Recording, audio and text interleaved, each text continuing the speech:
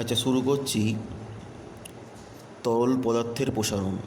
আমরা জানি তাপ প্রয়োগ করলে যে কোনো পদার্থের কিন্তু প্রসারণ ঘটে।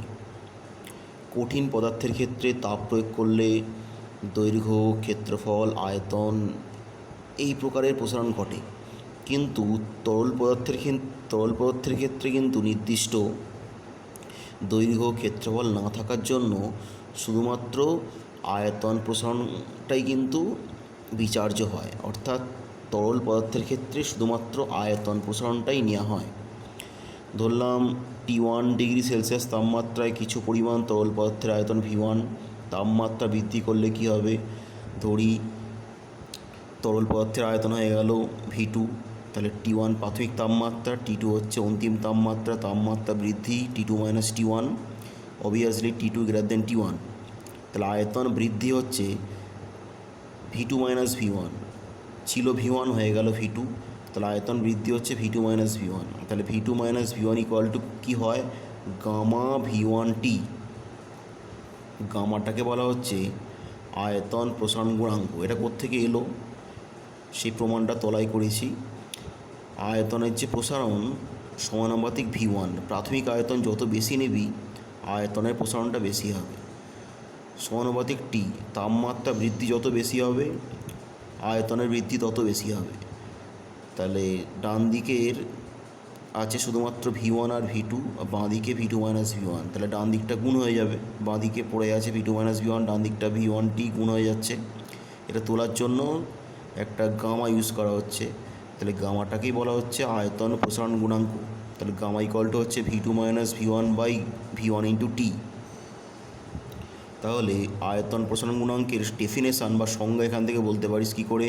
V1টা 1 কর, T ইকুয়াল টু 1 কর, তাহলে গামা ইকুয়াল টু কি? V2 minus V1। অর্থাৎ একক তাপমাত্রা বৃদ্ধির জন্য একক আয়তনের কোনো তরল পদার্থে যে পরিমাণ আয়তন বৃদ্ধি হয় তাকে বলা হচ্ছে ওই তরল পদার্থের আয়তন প্রসারণ গুণাঙ্ক।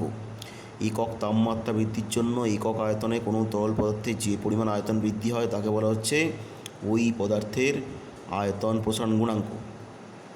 এবারে একটি কাঁচের বেলজার নেওয়া হলো, ঠিক আছে। এর মধ্যে ধরলাম কিছু পরিমাণ তরল পদার্থ রাখা আছে। এই অংশটা হচ্ছে আটকানো আছে, এখানে কোনো কুপরিবাহী বা রবার জাতীয় জিনিস থাকবে। তার মাঝখান দিয়ে একটা সরু নল ডোবানো আছে।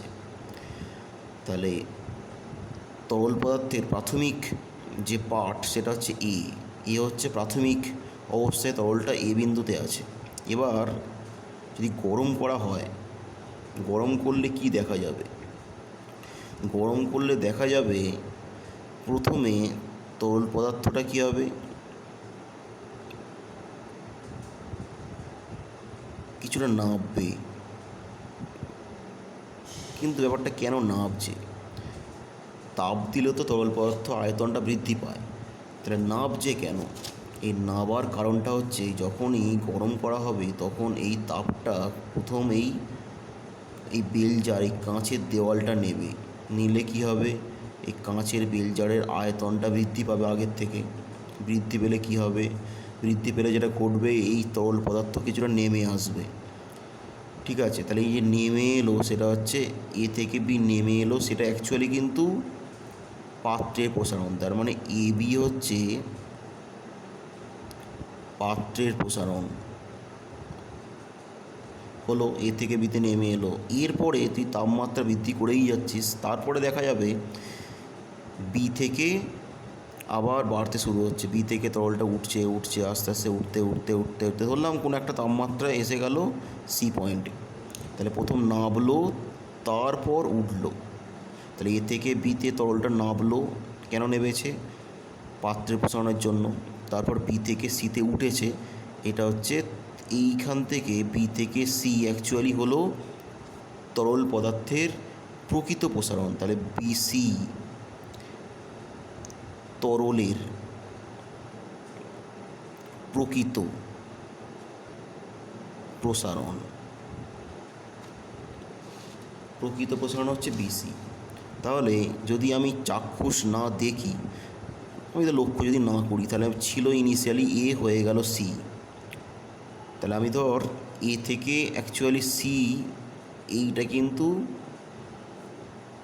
একে বলা হচ্ছে তরলের আপাত প্রসারণ, অর্থাৎ পাত্রের প্রসারণটা না নিলে এ থেকে সিও হচ্ছে যে প্রসারণটা হচ্ছে একে বলা হচ্ছে আপাত প্রসারণ। অর্থাৎ তুই যদি পরীক্ষার সময় পর্যবেক্ষণ না করিস, ছিল এ পার্ট, কিছুক্ষণ পরে এসে দেখলি তরলটা উঠে এসছে সি পয়েন্টে, তাহলে এ থেকে সি এই প্রসারণটা হচ্ছে আপাত প্রসারণ, কিন্তু অ্যাকচুয়ালি এইটা তরলের প্রকৃত প্রসারণ নয়।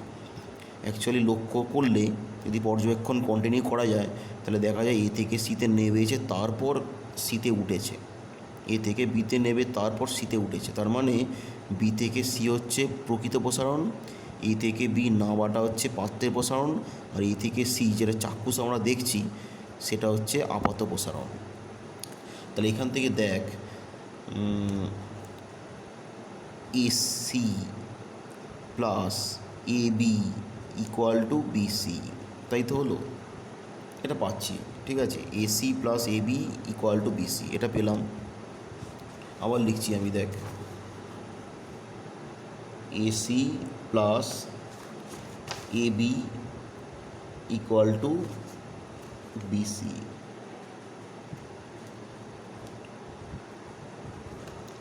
এই জিনিসটা ছিল, এই ছবি যেমন আছে। আচ্ছা, এবারে ধরি যে নলটার ক্ষেত্রফল ধরলাম আলফা, এই যে নলটা আছে না,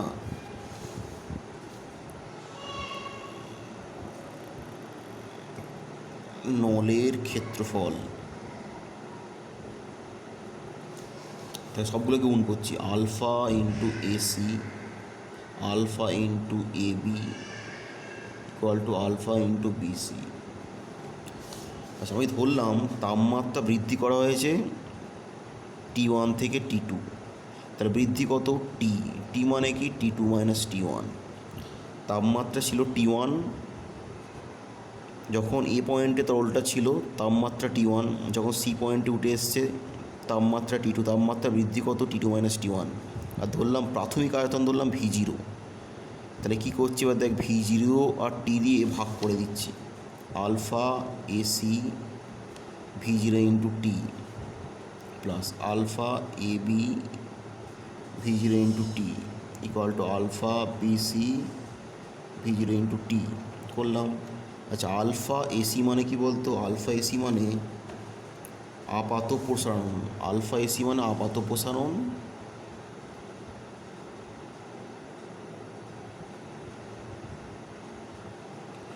আলফা মানে ক্ষেত্রফল, ক্ষেত্রফলকে দৈর্ঘ্য দিয়ে গুণ করলে ক্ষেত্রফল ইন্টু AC গুণ করলে কী হয়? আয়তন, ঠিক আছে। তাহলে আলফা AC মানে আয়তন প্রকাশ করছে, তাহলে আপাত প্রসারণ সেটা হচ্ছে আলফা AC। পড়ে আছে কি V0 into T plus alpha AB কোনটা? AB হচ্ছে এইখান থেকে এতটা, এটা হচ্ছে পাত্রের প্রসারণ, তাহলে এই দৈর্ঘ্যটাকে গুণ করছিস আলফা দিয়ে, গুণ করলে কী হবে? পাত্রের প্রসারণ হবে,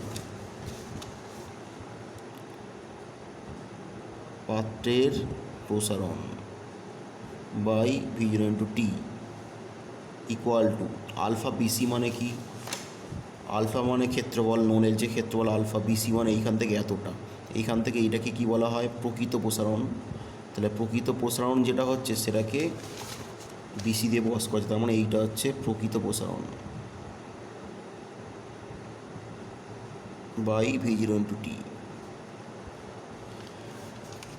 তাহলে দেখ, প্রসারণ বাই প্রাথমিক আয়তন ইন্টু T, এটা মানে কি ছিল? দেখ, আগে প্রমাণ করেছি, প্রসারণ বাই প্রাথমিক আয়তন ইন্টু T মানে কি ছিল? আয়তন প্রসারণ গুণাঙ্ক। তাহলে এটাকে বলা হচ্ছে আপাত আয়তন প্রসারণ গুণাঙ্ক, এটা হচ্ছে পাত্রের প্রসারণ গুণাঙ্ক, একে বলা হচ্ছে প্রকৃত প্রসারণ গুণাঙ্ক। তাহলে আপাত প্রসারণ গুণাঙ্ক প্লাস পাত্রের প্রসারণ গুণাঙ্ক ইকুয়াল টু প্রকৃত প্রসারণ গুণাঙ্ক। আরটা মানে রিয়েল মানে প্রকৃত, এ মানে অ্যাপারেন্ট মানে আপাত, জি মানে গ্লাস, এই কাঁচ বা পাত্র হতে পারে, ঠিক আছে। তাহলে এই দুটি প্রসারণ গুণাঙ্কের মধ্যে সম্পর্ক পেয়ে গেলাম। তার মানে তরল পদার্থের দুই প্রকার প্রসারণ ঘটে, একটা আপাত একটা প্রকৃত, ঠিক আছে। তাহলে আপাত আর প্রকৃত দুই প্রকার প্রসারণ গুণাঙ্কের সংজ্ঞা তুই পেয়ে যাবি। গামা এ যদি করিস V2 minus V1 by V1 into T gamma R যদি করিস একই। দেখ দুটো সংজ্ঞা কিন্তু একইভাবে বলতে হবে। V one equal to one, T equal to one মানে gamma A equal to V two minus V one. এখানেও সংজ্ঞা বলতে গেলে একই বলতে হবে। V one equal to one, T equal to one মানে gamma R equal to V two minus V one. তাহলে আপাত প্রসারণ গুণাঙ্কের সংজ্ঞা বলতে গেলে ওকে বলতে হবে একক তাপমাত্রা বৃদ্ধির জন্য একক আয়তনে কোনো তরল পদার্থের যে পরিমাণ আপাত প্রসারণ ঘটে তাকে বলা হচ্ছে আপাত প্রসারণ গুণাঙ্ক।